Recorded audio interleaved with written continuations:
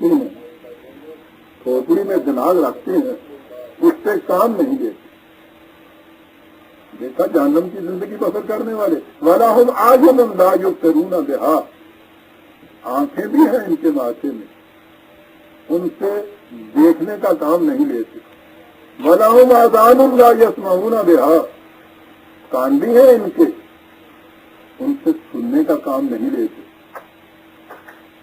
کہا پیکر کے اعتبار سے دیکھیے انسان نظر آئیں گے، لیکن اولئک کالانعام بل ہم اضل، انسان نہیں، حیوانی فطر میں زندگی بسر کرتے ہیں. حیوان ہے کہا نہیں، ان سے بھی زیادہ گئے گزرے ہوئے ہیں. اس لیے کہ اولئک هم الغافلون، یہ سب کچھ رکھنے کے باوجود اپنے ماحول اور اپنی کائنات سے بے خبر رہ کے زندگی بسر کرتے ہیں. حیوان انسٹنکٹ کے ذریعے سے تو ایک چیز حاصل کر لیتا ہے، اس کی تو کیفیت یہ ہوتی ہے کہ وہ کتا اپنی سونگنے کی قوت سے ان چیزوں تک پہنچ جاتا ہے جن تک ابھی انسان آلات کے ذریعے سے نہیں پہنچ رہا.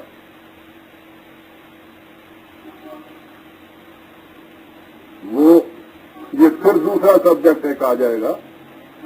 یعنی حیوان بہرحال اپنی انسٹنکٹ کا جبلی صلاحیتوں سے تو کام لیتے ہیں. یہ انسان جو یہ ساری صلاحیتیں رکھنے کے باوجود ان سے کام نہیں لیتے. کہا یہ حیوانات سے بھی گئے گزرے ہیں، اپنے ماحول سے اور کائنات سے بے خبر رہ کے زندگی بسر کرنے والے، انہی کو تو جہنمی کہا جاتا ہے. 7/179 7/109.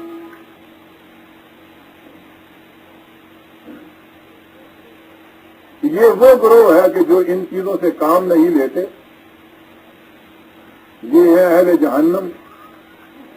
ان کے برعکس ایک اور گروہ ہے،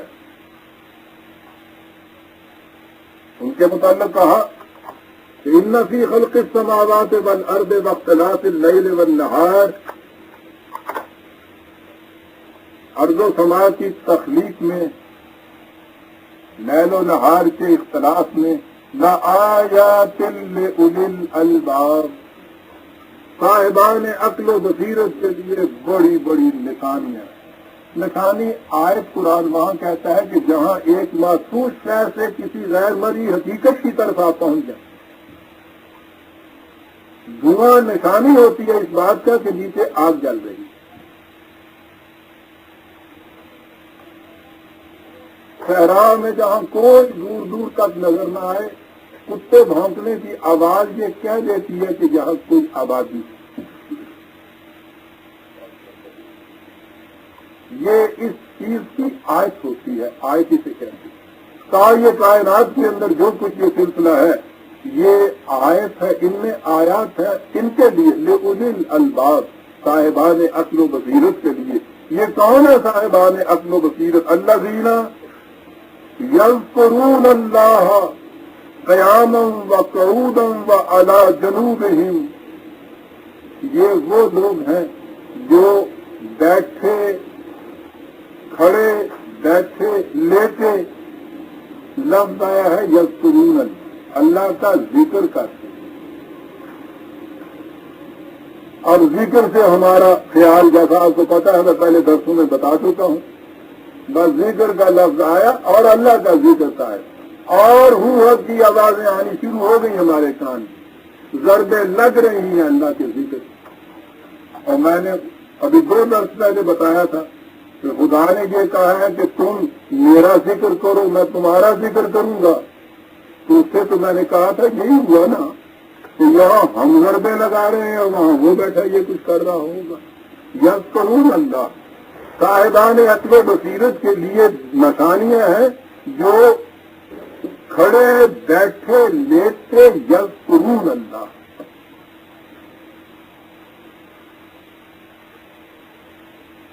سنیے یہ کیا ہے ذکر الہ. قرآن عزیزہ نے مان وہ تو کبھی چھوڑتا ہی نہیں ہمیں ابہام کے اندر کے، اس کے بعد بات نہ پتہ چلے وہیں یا اس کو ذرا ادھر ادھر آپ دیکھیے گا، اپنے ہر لفظ کی تشریح، اپنے ہر اصطلاح کا مفہوم بیان کر دیتا ہے. کون ہے یہ لوگ جو یہ کہتے ہیں یہ وہ لوگ ہیں جو یتفکرون فی خلق السماوات والارض، تخلیق کائنات میں غور و فکر کرنے والے۔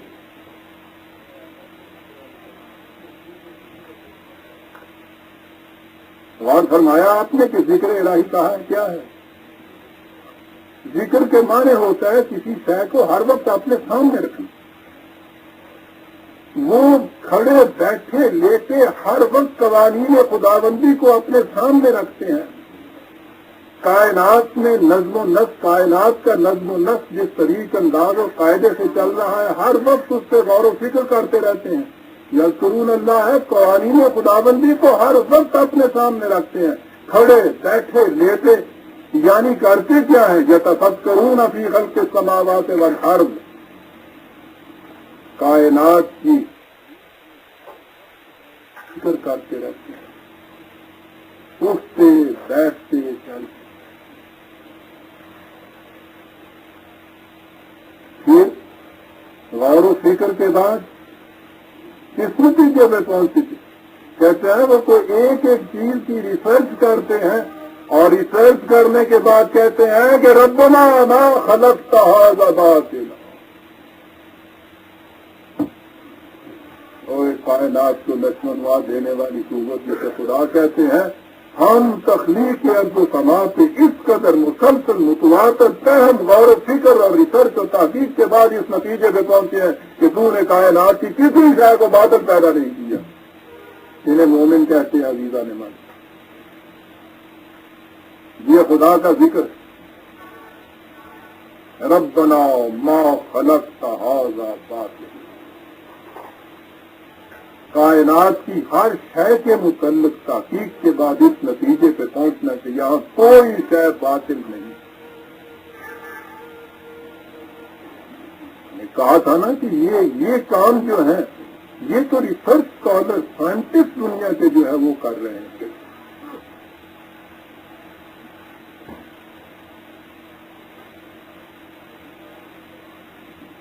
ہماری تو آج 20ویں صدی میں بھی یہ کیفیت ہے ابھی کہ ہمارے گرد و پیش 20 چیزیں ایسی ہیں جن کے متعلق یہ نہیں کہ ہم سمجھتے ہیں کہ جو بے فائدہ پیدا ہوئی، ذہن میں یہ آتا ہے کہ پتہ نہیں یہ پیدا ہی کیوں ہو گئی۔ اب پونجے کا چھوٹا پھرتا ہے گا، اڑتا پھرتا ہوگا، گرمی ہے تو آ جانا ہے گا، سانو ایسا ہی پتا بھی وہ ڈاٹتا ہے تو بخار تو آ جاتا ہے گا جناب، آ بوسا سوچا ہے کہ یہ خون لگ گیا ہے۔ تو بس سوال پیدا ہوتا پہ کہ گل سمجھ نہیں آئی ہے کہ آ کیوں پیدا کر دیتا اللہ لیا غالب خستہ کے بغیر کون سے کام بنتے۔ 5-4 سال کا عرصہ ہوا ہے جنوبی امریکہ سے، جہاں ایک سائنٹسٹ کا ایک گروپ آیا تھا ریسرچ اسکالر کا، وہ آیا تھا یہاں سے آپ کے ہاں کے تسیے اور بھیڑ جو ہیں ان کو لینے کے لیے کہ لاؤ تھوڑا بوٹا نہیں سجاؤں گے، ساڈا سجاؤں گے۔ ان سے پوچھا گیا کہ یہ کیا بات ہے؟ انہوں نے کہا کہ ہمارے ہاں وہاں ایک چھوٹا سا کیڑا پیدا ہوتا ہے جو ہمارے ہاں کی فصلوں کو بالکل تباہ کر دیتا ہے۔ برسوں کی ریسرچ کے بعد ہم اس نتیجے پہ پہنچے ہیں کہ یہ تمہارے ہاں کا یہ جو تتیہ ہے یہ اس کیڑے کو طلب کرنے کے لیے پیدا کیا گیا ہے، وہاں نہیں ملتا، ہم یہاں سے امپورٹ کر کے لے کے چلے ہیں وہاں کا۔ ربنا ما خلقت ھذا باطلا۔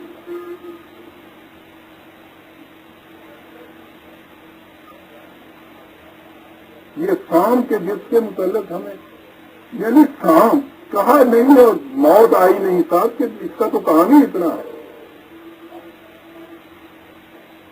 یعنی موت کا پیغمبر، اجل کا فرشتہ، سام دفع، کوئی ذہن میں بات نہیں آتی۔ اس کے لیے کسی امریکہ سے ڈیپوٹیشن کی ضرورت نہیں پڑی تھی، ذاتی بات ہے۔ میرے آپریشن کے بعد جب ہیمریج کی یہ صورت ہو گئی تھی کہ خون تھمتا نہیں تھا، اور اس کے بعد آواز کی بھی یہ صورت تھی اور معالجوں کی بھی یہ صورت تھی کہ یوں خدا کی خدائی برحق ہے، پر اثر کی ہمیں تو آس نہیں۔ اس بے آس میں آخری چیز جو تھی، بعد میں بتایا گیا کہ سانپ کے زہر کا ایک انجیکشن تھا کہ جس نے دوبارہ زندگی دے دی۔ ڈاکٹر صاحب تو تائید کر دیجیے اس کی۔ یہ ہے یذکرون اللہ قیاما وقعودا وعلی جنوبہم یتفکرون فی خلق السماوات والارض، اور اس کے بعد کہتے ہیں ربنا ما خلقت ھذا باطلا۔ اور کس قدر اسپونٹینیسلی بات آگے نکلتی ہے۔ آگے کہا ہے سبحانک، تو بڑا، اس سے بڑی بعید بات تھی کہ تیرے جیسا خدا ہو اور کوئی چیز باطل پیدا کر دے۔ پہلوں سے رب کہنا سجدہ ہی نہ ساڈا جی، آ گل کتے ہوں۔ رب جس کو کہا جائے، جس کا پرپز مقصد یہ ہو کہ وہ ہر شے کی نشو و نما ابتدا نقطۂ آغاز سے تکمیل تک پہنچانے والا، رب کہنا اور کہنا یہ کہ کائنات کی چیزوں کو باطل پیدا کیا، سبحان اللہ، کیا بات ہے اس لفظ کی قرآن کی صاحب۔ کلام اس کا ہے، باتیں ہمارے سینے کی طرف ہو رہی ہیں، مگر یہ حرف شیری ترجمہ تیرا ہے یا میرا ہے۔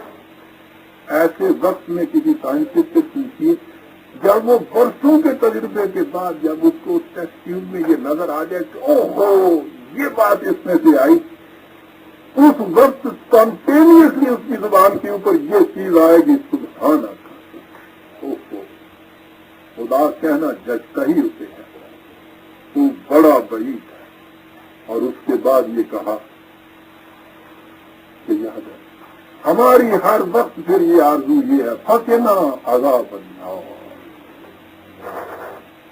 یہ ہے وہ طریق کہ جس سے ہم جہنم کی زندگی سے بچ سکتے ہیں۔ ہاتھوں کے ڈسے ہوئے تتیوں نے جن کی ہاں کا یہ دیا بگاڑا ہوا ہو، جہنم کی زندگی نہیں تو کیا یہ جنت کی زندگی ہے۔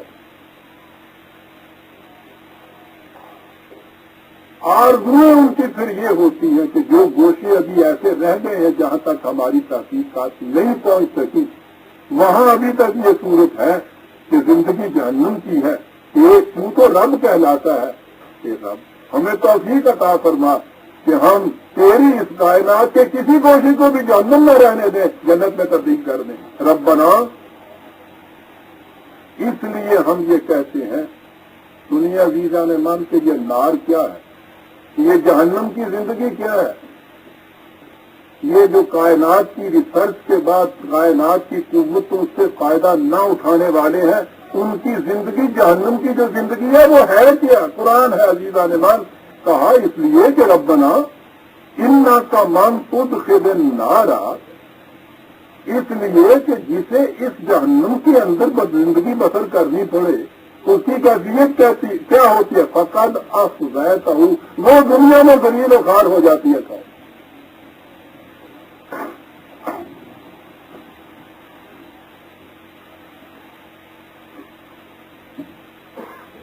دنیا میں ذلیل و خوار ہو جاتی ہے وہ قوم۔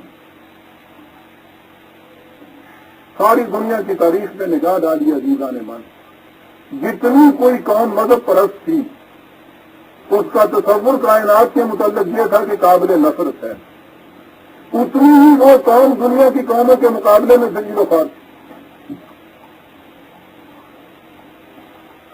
دنیا میں قوت و حشمت اور ذلت اور خواری کے ماتنے کا ایک مقیاس، ایک معیار، ایک سٹینڈرڈ یہ ہے کہ جتنی کوئی قوم دوسری اقوام کے مقابلے میں ذلیل ہوگی، آپ سمجھ لیجئے کہ اسی حد تک اس قوم میں مدد ہے۔ جتنی بلندیوں تک قوم پہنچے گی، یاد رکھیے کہ اس میں دین اجاگر ہوگا اس قوم کے اندر، نام تھا وہ کچھ ہی کیوں نہ رکھ لے۔ فقد افضیتہ، خود ذلیل و خوار ہوگی۔ اور اس کے بعد عجیب چیز کہی ہے کہ کہ اقوام عالم کے اندر ہو سکتا ہے کہ ذلیل و خوار قوم کو کوئی خیرات کے طور پہ کچھ دے دے، مدد کر دے. کہا یہ خیرات کے طور پہ لینے والوں کو یہ سمجھ لینا چاہیے کہ اس طرح جو ان کی مدد کرتے ہیں ان کو کہیں یہ نہ سمجھے کہ ہمارے دوست ہیں. وَمَا لِلظَّالِمِينَ مِنْ أَنصَارٍ، یہ جنہوں نے کائنات کی قوتوں کو ان کے مقام پہ نہیں رکھا ہے، یہ جو اس سے کام نہیں لینے والے، یاد رکھو دنیا میں ان کا دوست کوئی نہیں ہوگا. ایکسپلائٹ کریں گے مدد دے کے. اللہ مَا لِلظَّالِمِينَ مِنْ أَنصَارٍ. کہاں لے جاتا ہے یہ قرآن بنا رہا؟ بات سائنٹیفک ریسرچز بھی کر رہا ہے. آپ دیکھیے کہ کیونکہ یہ سائنس کی کتاب تو ہے نہیں، بات تو اس نے یہ بتانی ہے کہ اس دنیا کے اندر عزت کی زندگی کیسے بسر ہوتی ہے اور ذلت کی زندگی بسر کرے ہوتی ہے. اور لانا تو اس نے وہاں تھا، اس موشے سے بھی وہیں لے کے آیا ہے. جو یہ نہیں کرے گا جہنم کی زندگی. جہنم کے معنی ہے ذلت و خواری کی زندگی. ذلت و خواری میں تم سمجھ سکتے ہو کہ خیر کے لیے کہیں سے آٹا مانگ کے ہی کھا لیا، صحیح کوئی گال نہیں ہے. کہتا ہے یہ ٹھیک ہے، مل تو جائے گا، لیکن یہ نہ سمجھ لینا کہ وہ تمہارے دوست ہو گئے. غور کر رہے ہیں برادران عزیز بات کہاں جا رہی ہے. اور اب تو ہمیں کہیں دور جا کے کسی سے پوچھنے کی ضرورت ہی نہیں ہے کہ وہ دوست ہوتے ہیں یا نہیں. مَا لِلظَّالِمِينَ مِنْ أَنصَارٍ 3/189-91 یہ ہے جی وہ ریفرنس آپ نے کی تھی. یہ وہ آیت مسلسل چلی آ رہی تھی، اس لیے میں نے اس وقت نہیں کہا. یہ آیات اللہ، ان پہ غور کرنے والے سنیے انہیں کیا کہا گیا. پہلے تو یعقلون کہا تھا، عقل و فکر سے کام لینے والے. اولو الالباب کہا تھا. کہا ان فی السماوات والارض لآیات للمؤمنین 45/3. انہیں مومن کہا جا رہا ہے. اور آگے چلیے. وفی خلقکم وما یبث من دابۃ آیات لقوم یوقنون. ایمان سے بھی اگلا درجہ صاحب یقین 45/4.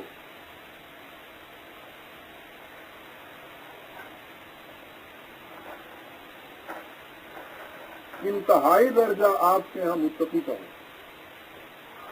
مسلمانوں میں بھی آپ جانتے ہیں کہ سب مسلمان تو ہیں لیکن بڑے ہی متقی ہے. تو الگ بات ہے کہ قرآن کریم کی روح سے اس کی ڈیفینیشن دیکھی، لیکن بہرحال سب سے بڑا مقام ہمارے ہاں مذہب کی دنیا میں بھی متقی کا ہی کہا جاتا ہے نا. ابھی ہم نے یہ دیکھا کہ آیات للمؤمنین، آیات لقوم یوقنون، اور آگے چلیں ان فی اختلاف اللیل والنہار وما خلق اللہ فی السماوات والارض لآیات لقوم یتقون. اختلاف لیل و نہار اور تخلیق ارض و سماء اور تدبیر شمس و قمر کے اندر آیات ہیں ان کے لیے جو ان آیات سے چشم بصیرت کو واہ کر کے ان کا مطالعہ کر کے حقائق پہ پہنچتے ہیں. انہیں متقی کہا جاتا ہے. متقیوں کے لیے اس کے اندر آیات ہیں. یہی مومن ہیں، یہی مقیم ہیں، یہی متقی ہیں، یہ اولی الالباب ہیں، یہ صاحبان عقل و بصیرت ہیں، یہ پرسیپچول نالج حاصل کرتے ہیں، اس کے بعد صحیح نتائج کے اوپر پہنچتے ہیں.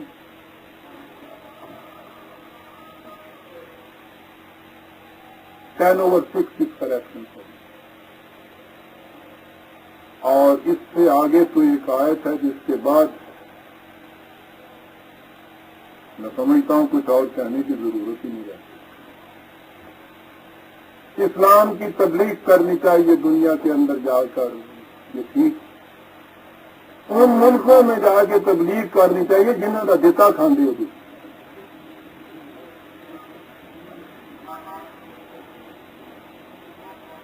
عجیب قوم ہے جی.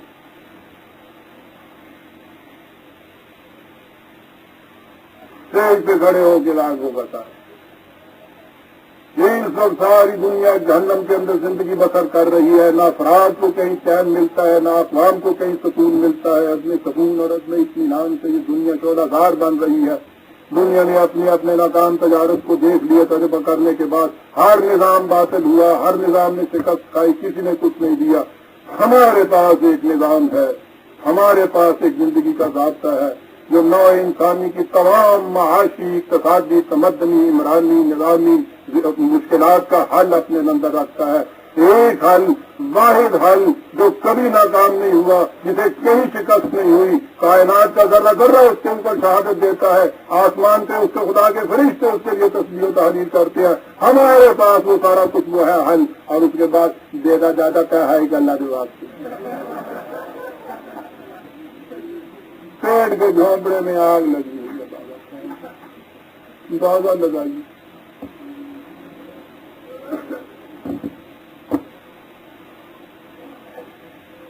اسلام کی تبلیغ کرنے جا رہے ہیں،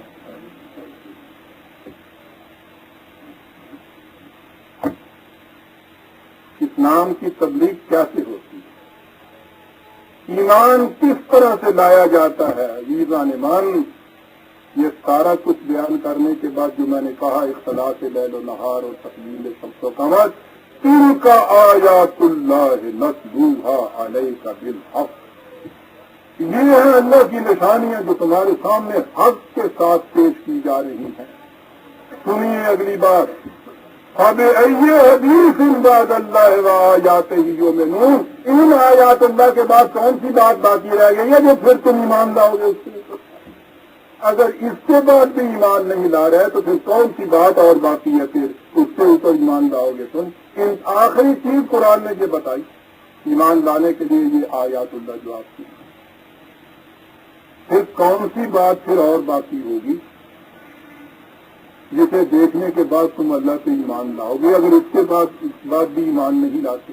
یہ آیات اللہ ہیں جن کے بعد انسان مجبور ہو کے جھک جاتا ہے اس کے سامنے سے۔ یہی ہے وہ ذرات کائنات کے جن کے مطالعہ، مشاہدے، تجربے کے بعد انسان یہ کہتا ہے کہ میری نگاہ نے جھک جھک کے کر دیے سجدے، جہاں جہاں سے تقاضائے حسن یار دیے۔ تو ایک ایک ذرے پہ پھر سجدہ کر لیتے، وہ تو دین کے الفاظ میں وہ کیا گزرتا ہے یہ کہ مجھے یہ تو پتہ نہیں کہ قادری جسے خدا کہتا ہے وہ کون ہے، مجھے یہ پتا ہے کہ جس نے اجرام فلکی کا یہ نظم و نسق جاری کیا ہے وہ جو کچھ بھی ہے اس کے سامنے بے ساختہ میرا سر جھک جاتا ہے۔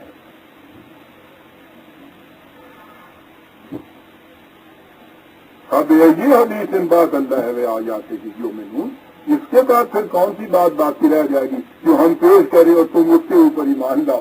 یعنی آخری دلیل ہے قرآن کی یہ برادران عزیز ایمان لانے کے بعد۔ اور پھر اس نے اس عرض کی شاہ کے اشیاء کے متعلق کی یہ بات نہیں کہی، میں نے دیکھا ہے نا، آپ نے دیکھا، سماوات کے متعلق یہ کچھ کہتا چلے آ رہے ہیں۔ یہ سماوات کے متعلق کسی کے اس سے پیشتر ذہن میں بھی نہیں تھا کہ وہاں بھی کچھ ایسی چیزیں ہیں جو قابل مطالعہ ہیں، قابل مشاہدہ ہیں۔ یا تو وہ دیوی دیوتا تھے یا بہرحال یونان کے فلسفے کی تقویت یہ تھی۔ آپ کو پتا یونان کا فلسفہ جو ہے، پھر بات آگے چلی جاتی ہے، وقت دوڑ رہا ہے۔ یونان کا فلسفہ ہے لائف یا زندگی کو سائیکلک آرڈر جلتی، صراط مستقیم نہیں، آگے بڑھنے والی، ابتدائی منازل طے کرنے والی زندگی نہیں، ایک چکر کے اندر زندگی چل رہی ہے۔ یہ بات اور ہے۔ میں کیا اس لیے رہا تھا کہ انہوں نے یہ نتیجہ اخذ کیا اس سے کہ یہ جو اجرام فلکی جو خدا سے زیادہ قریب ہیں وہ سارے گور ہیں، اس لیے زندگی جو ہے وہ چکر ہے۔ وہ اتنا ہی سمجھتے تھے، ہنسنے کی بات نہیں ہے۔ ہم بھی اس دور میں ہوتے تو یہی کچھ سمجھتے۔ سماوات کے متعلق ذہن میں کچھ آ ہی نہیں سکتا تھا، اہل علم بھی کچھ نہیں جانتے تھے۔ قرآن کریم کہتا برادران عزیز سنیے اور پھر اس کے اوپر وعظ کیجیے، پھر کہیے، اپنے دل سے پوچھیے کہ یہ کلام انسان کا ہو سکتا ہے کسی طرح سے 1400 سال پیش تک؟ فمن آیاتہ خلق السماوات والارض وما بث فیہما من دابۃ، کہاں نشانی ہے اس کی اس زمین کے اندر اور یہ اجرام فلکی اور ان کے اندر جو جاندار مخلوق ہم نے پیدا کی ہوئی ہے، سماوات کے اندر فیہما ہے برادران عزیز من دابۃ، ارض و سماوات ان دونوں کے اندر قرآن، ارض کے اندر تو یہ زندگی جو ہے ہمارے سامنے ہے، سماوات میں اجرام فلکی میں سے ایسے اجرام جن میں زندگی کا امکان قرآن بتا رہا ہے 1400 سال سے، اور حیرت یہی ختم نہیں ہو جاتی، حیرت ہوتی ہے اس سے ایک قدم آگے بڑھ کے جو دو لفظ آگے آتے ہیں، ارض کے اندر جاندار متنفس، دابہ کہتے ہیں ہر ذی حیات، اس کی کوئی شکل بھی کیوں نہ ہو۔ قرآن نے یہ نہیں بتایا کہ ان کی حیث کیا ہے، وہ کیسر کیا ہے، کہا یہ ہے کہ یہ انسان جو ہے ذی حیات کا ارض میں بھی ہے سماوات میں بھی ہے، دونوں کا ذکر کہا ہے قرآن نے، اس میں ان میں بھی ہوگی۔ اور سنیے عزیزان من، اب تو آپ کو یہ معلوم ہے کہ اس دور میں یہ چیز جو ہے یہ تو سائنٹسٹ پہنچتے ہیں کہ بعض قرے ایسے ہیں جن کے اندر زندگی کی نمود نظر آتی ہے، اور اس کے بعد یہ ہمارا کیڑا نہیں بلکہ یہ 4 دن کی ابھی بات ہوئی ہے کہ یہ چیز جو اٹیمپٹ ہے انسانوں کی کہ زمین والے جو ہیں ان آسمانوں کے اوپر پہنچ کے ان کے ساتھ ایک رابطہ قائم کر رہے ہیں، لینڈنگ تک کی صورت ہو رہی ہے، چاند میں سے ہی جہاں زندگی کی ابھی نمود نظر نہیں آتی، اس کے بعد دوسرے اجرام بھی تو ہیں جن میں یہ کہتے ہیں کہ زندگی کے امکان ہے، وہاں تک پہنچنے کی کوششیں کر رہے ہیں۔ آج اس وقت، آج سے 10 سال پیشتر بھی کبھی کسی کے ذہن میں نہیں آتا تھا یہ کہ اگر ان میں کوئی ذی حیات ہیں تو کسی طرح سے ہم اور وہ کبھی اکٹھے ہو جائیں گے۔ اب سنیے قرآن کی آیت کہ ارض اور سماوات کے اندر جاندار مخلوق ہے، وَهُوَ عَلَىٰ جَمْعِهِمْ إِذَا يَشَاءُ قَدِيرٌ، اور یاد رکھو خدا کے قانون مشیت کے مطابق یہ بھی ممکن ہے کہ تم اکٹھے ہو جاؤ کسی دن میرے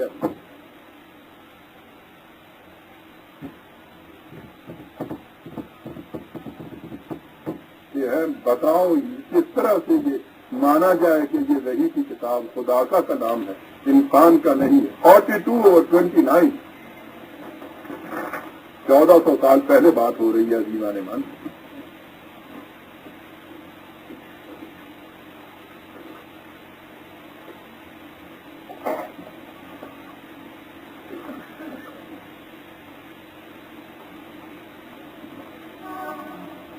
یہ کچھ کہنے کے بعد آواز آ گئی آگے۔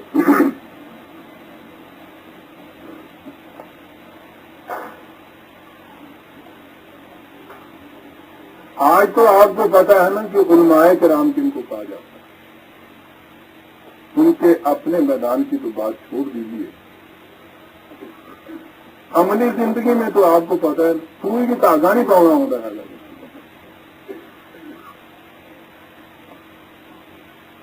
اس 20ویں صدی میں بھی وہ یہ مانتے ہیں کہ یہ جو آسمان ہے یہ شیشے کا ایک ڈل ہے، اور اس میں یہ جو رات کو تارے نظر آتے ہیں یہ اس میں جواہرات جڑے ہوئے، 7 آسمان ہیں، ایک آسمان اور دوسرے آسمان کے درمیان 500 سال کی مسافت کا فاصلہ ہے، نیچے ہے پھر اوپر سے شیشے کا ڈال ہے۔ 7واں آسمان جو ہے اس کے اوپر سمندر ہے، پانی ہے، اس پانی میں 8 پہاڑی بکرے کھڑے ہیں سمندر میں، وہ اتنے بڑے ہیں، پرائیے نہیں جی بخاری شریف کی حدیث ہے، میں کیا مسکرائیے نہیں تو یہ ہنستا ہے.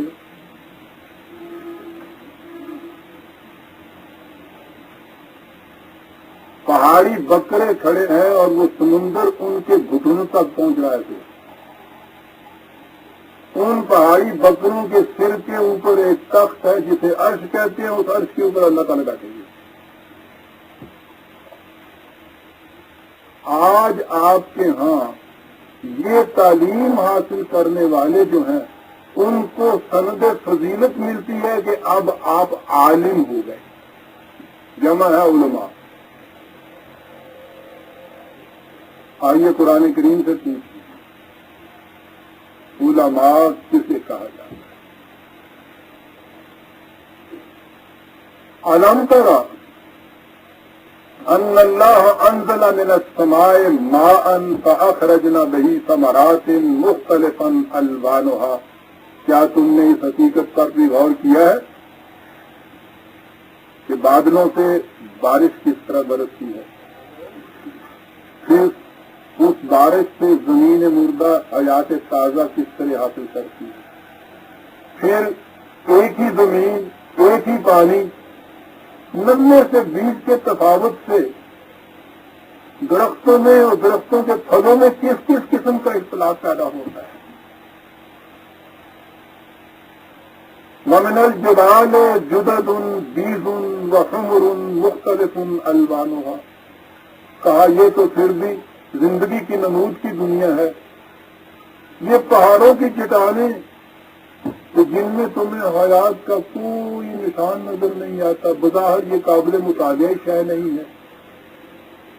کہا کبھی ان پہ بھی جا کے غور کیا کہ ان کے مختلف تہیں اور تہوں کے مختلف رنگ اور ان کے اندر کے تفاوت یہ کس چیز کی داستان بیان کر رہے ہیں تمہیں. جاؤ ان گونگے پہاڑوں کے سامنے جا کے ان کے مختلف رنگ کی جو تہیں ہیں ان سے جا کے پوچھو کہ تمہارے اندر کس کس ارتقاء کی کہانیاں پوشیدہ ہیں. وَمِنَ النَّاسِ انسانوں کی دنیا کے اندر چلو چلو. وَالدَّوَابِّ یہ رینگنے والے، یہ کیڑے مکوڑے، یہ چھوٹے چھوٹے جراثیم، ان پہ غور و فکر کرو. وَالْأَنْعَامِ یہ مویشیوں کے اوپر دیکھو. مختلف الفانها كذلك دیکھو کہ ان کی کس قدر انواع و اقسام ہیں، کس قدر متنوع قسم کی یہ ساری چیزیں ہیں.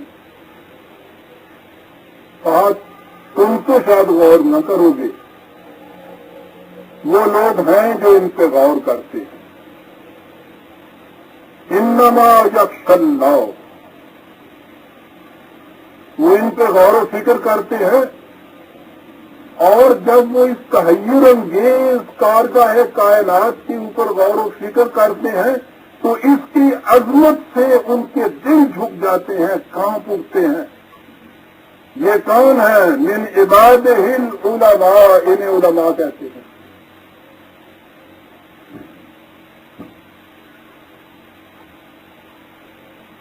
بہت فرمایا برادران نے، انہیں علماء کہتے ہیں. وہ اس حقیقت سے پہنچتے ہیں کہ ان اللہ عزیز غفور، عزیز بڑی قوتوں کا مالک، غفور ہر قسم کی تباہی سے اس کو محفوظ رکھنے والا سلسلہ کائنات کو. کیا صفات آئی ہیں جہاں 35/27-28.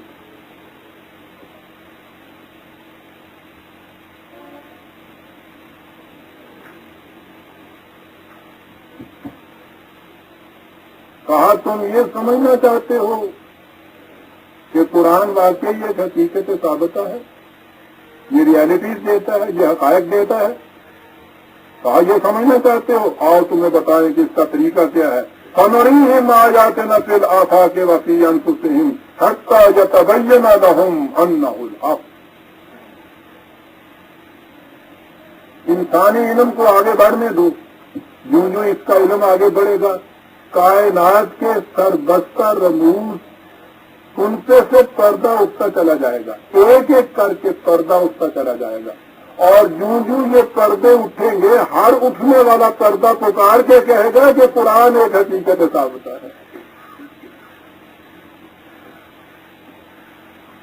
رموز کائنات کی پردہ کشائیاں قرآن کی حقیقت ثابتہ کے دلائل بنتے چلے جائیں گے۔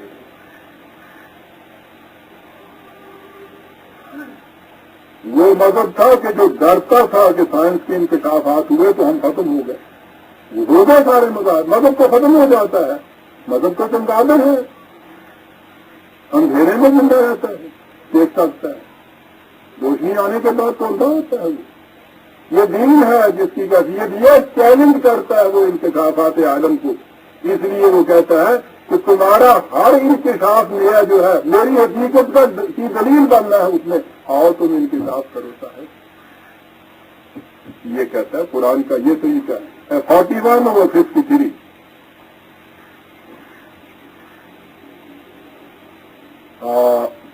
وقت ختم نہ ہو جائے، بات اہم اب آ گئی۔ میں نے کہا یہ ہے کہ حقائق کائنات کے اوپر غور و فکر کرنے والے، پرسیپچول نالج حواس کے ذریعے سے، علوم کے ذریعے سے انکشافات کرنے والے، کائنات کی قوتوں کو مسخر کر کے ان سے کام لینے والے، قرآن نے یہ کہا ہے یہ مومن ہیں، یہ متقی ہیں۔ مان ذہن اس طرف چلا جائے گا کہ کیا یورپ کی اقوام جنہوں نے یہ سب کچھ کیا ہے جس وقت جو کچھ اس وقت تک بیان ہوا ہے، کیا پھر انہیں اس کیٹیگری میں شمار کیا جائے گا؟ انہیں کہا جائے گا کہ قرآن جن کو مومن یا متقی کہتا ہے وہ اقوام ہیں؟ نہیں برادران، تم کہو گے کہ ابھی ابھی تم نے خود اپنی ہی تردید کر دی، بات آدھی تھی ابھی۔ اسی لیے میں نے کہا تھا کہ مجھے جلدی سے بات پوری کر لینی چاہیے کہ آدھی بات نہ آج کہیں رہ جائے۔ زندگی اتنی ہی نہیں جس کا تعلق فزیکل لاز یا فزیکل کائنات سے ہے، زندگی کا بڑا حصہ تو انسانی زندگی بھی ہے۔ جس طرح سے باہر کی کائنات کے اندر یہ قوانین خداوندی جاری و ساری ہیں، اس نے کہا یہ ہے کہ اسی طرح انسانوں کی اپنی زندگی کے متعلق بھی ہم نے اسی قسم کے غیر متبدل قوانین دیے ہیں، لیکن وہ فطرت کے قوانین کی طرح باہر کی دنیا میں بکھرے ہوئے نہیں ہیں کہ جنہیں تم اپنے علم اور ہنر سے، انکشافات سے ان کی پردہ کشائی کر کے معلوم کر سکو۔ یہ وہ قوانین ہیں جو ہم نے وحی کے ذریعے سے نازل کیے ہیں۔ باہر کی دنیا کے قوانین سے باہر کی قوتوں کو مسخر کرو، ان قوتوں کے محاصل کو ان قوانین کی روشنی میں استعمال کرو جو وحی کے ذریعے سے قرآن میں دیے ہوئے ہیں۔ جب یہ دونوں چیزیں اکٹھی کرو گے تو اسے مومن کہا جائے گا۔ اس لیے کہ جہاں اس نے یہ کہا تھا جو کائنات کے قوانین پہ غور و فکر نہیں کرتے وہ کافر ہیں، اس کے ساتھ ہی اس نے کہا وَمَن لَمْ يَحْكُمْ بِمَا أَنزَلَ اللَّهُ فَأُولَٰئِكَ هُمُ الْكَافِرُونَ 5/44۔ یہ بھی یاد رکھو اس کے ساتھ کہ جو خدا کے قوانین کے مطابق جو اس نے کتاب میں نازل کیے ہیں قرآن میں، اس کے مطابق انسانی زندگی کے معاملات کے فیصلے اس کے مطابق نہیں کرتے، وہی ہیں جن کو کافر کہا جاتا ہے۔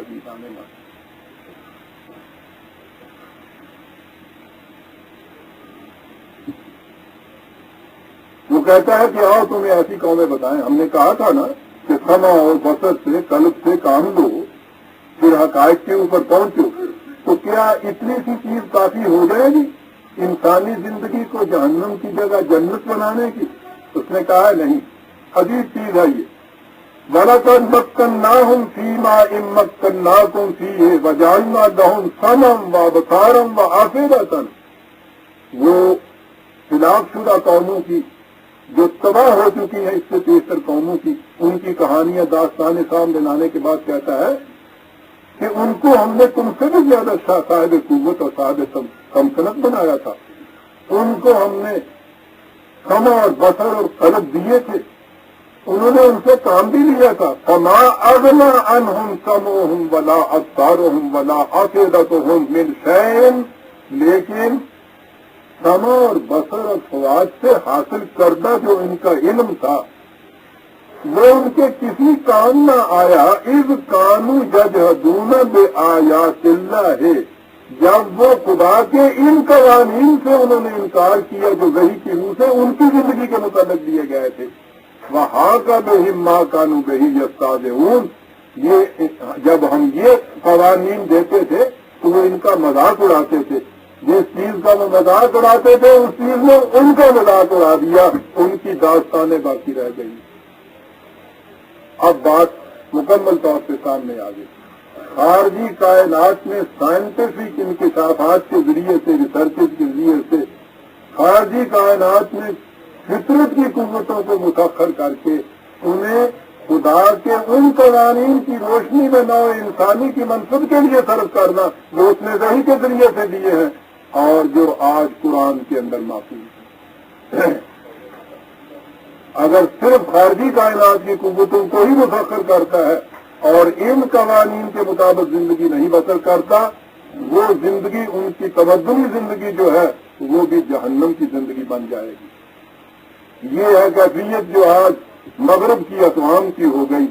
اقبال کے الفاظ میں کہ ڈھونڈنے والا ستاروں کی گزرگاہوں کا اپنے افکار کی دنیا میں سفر کر نہ سکا، اور جس نے سورج کی شعاعوں کو گرفتار کیا زندگی کی شب تاریخ سحر کر نہ سکا. وہ سحر ہونی تھی قرآن کے آفتاب جہاں تاب کی روشنی کے اندر. لہذا عزیزان من، ہمارے سامنے تین کیٹیگریز آ گئی. تسخیر فطرت کے ساتھ اتباع قوانین خداوندی جو قرآن کے اندر دیے ہوئے ہیں، یہ قوم جو ہوگی یہ مومنین اور متقین کی قوم کہلائے گی. اس کی یہ دنیا بھی درخشندہ ہوگی، اس کا مستقبل یا آخرت جو ہے وہ بھی تابندہ ہوگی. دوسری کیٹیگری تسخیر فطرت سے قوت کائنات کی جو فطرت کی قوتیں ان کو مسخر کرنا، اپنی تمدنی زندگی میں خدا کے قوانین سے انکار کرنا. یہ مغرب کی اقوام کہلائیں گی، آئیں گی. مومن نہیں کہا جائے گا. ان کی فطرت کی قوتوں کو مسخر کرنے سے جو قوتیں ان کو حاصل ہوں گی اس سے یہ زندگی ان کی جو ہے یہ یقیناً آسائشوں کی زندگی ہو جائے گی. لیکن ان کی تمدنی زندگی جہنم کی زندگی ہوگی. یہی وہ ہیں جن کے لیے قرآن نے کہا کہ مستقبل میں ان کا کوئی حصہ نہیں ہوگا. یہ دوسری کیٹیگری. اور تیسری کیٹیگری عزیزان من، نہ فطرت کی قوتوں کو مسخر کرنا اور نہ خدا کے قوانین کے مطابق اپنی زندگی بسر کرنا. انہیں کیا کہا جائے گا؟ مجھ سے نہ پوچھیے، اپنے آپ سے پوچھیے. یہ وہ قوم ہوگی جس کی یہ زندگی بھی تاریخ ہوگی، ذلت و خاریوں کی ہوگی، جس کی آخرت کی زندگی بھی تباہیوں اور جہنم کی زندگی ہوگی. اس لیے کہ قرآن کے الفاظ میں من کان فی ہذہ اعمی فہو فی الآخرۃ اعمی، جو آج کی دنیا کے اندر اندھا ہے وہ آخرت میں بھی اندھا ہی ہوگا. وہ کل کے غم و عیش پہ کچھ حق نہیں رکھتا. جو آج خود افروز و دیگر سوز نہیں ہے وہ قوم نہیں لائے کہ ہنگامہ فردا، جس قوم کی تقدیر میں امروز نہیں ہے. اور امروز کا تقدیر میں ہونا تو وہ اہم چیز ہے جو نبی اکرم صلی اللہ علیہ وسلم کی اس حدیث مقدسہ کے مطابق جو جم و جماعت سے ہیرے کی طرح چمکتی ہے، جو حضور نے فرما دیا تھا کہ من استوى یومہ فہو مقبول. جس کے 2 دن ایک جیسے گزر جائیں، جس کا آج کل کے مقابلے میں آگے نہ بڑھا ہوا ہو، یاد رکھو یہ کون ہے جو تباہ ہو جایا کرتی ہے. اور یہ وہ قوم ہے جہاں دین کی جگہ مذہب لے لیتا ہے. جیسا میں نے پہلے کہا تھا، پیمانہ یہ ماپنے کا ہو جائے گا جتنا زیادہ دین سے بود اور مذہب کے اندر کوئی قوم ڈوبی ہوگی اتنی ہی وہ یہاں ذلیل و خوار ہوگی، اور جتنی یہاں ذلیل و خوار ہوگی اتنی ہی اس کی آخرت بھی تاریخ ہوگی۔ اور جہاں دین آئے گا فطرت کی قوتوں کو مسخر کیا جائے گا اور ان کے محاسن کو قرآن کی دی ہوئی مستقل اخبار کی روشنی میں نو انسانی کی منفعت کے لیے صرف کیا جائے گا، یہ انسانی دنیا بھی جنت بن جائے گی، آخرت کی زندگی بھی جنت بن جائے گی۔ یہ چیز کی برادران عزیز سورہ بقرہ کی آیت 2/164 کی تفسیر جس سے ہم نے آج آغاز کیا تھا، درس کا وقت ہو گیا۔ ربنا تقبل منا انک انت السمیع العلیم۔ 1 منٹ کے لیے تشریف رکھیے گا۔